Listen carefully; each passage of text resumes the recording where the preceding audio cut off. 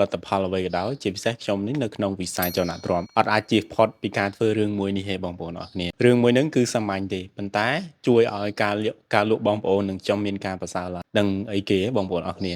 គឺការធ្វើទីផ្សារបច្ចុប្បន្ននេះគឺគ្រប់អាជីវកម្មទាំងអស់ឲ្យតែ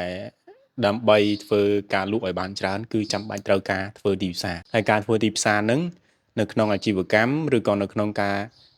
លក់សំបីតែលក់បែប personally របស់យើងធម្មតាក៏ត្រូវការធ្វើទីផ្សារខ្លាំងដែរបងប្អូនគេចាយរហូតដល់90%នៃ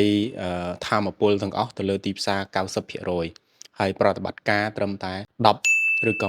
20%ទេបងប្អូនអញ្ចឹងការធ្វើទីផ្សារសំខាន់មែនទែនដូចយើងបច្ចុប្បន្ននេះយើងបានចាយទៅលើការធ្វើទីផ្សារតាមរយៈ digital marketing តាមរយៈ social media តាមរយៈ platform ផ្សេងៗតាមរយៈខិត្តប័ណ្ណតាមរយៈផ្សេងៗគឺចាយច្រើនដើម្បីឲ្យព័ត៌មានផលិតផលរបស់យើងទៅដល់អតិថិជនគោលដៅ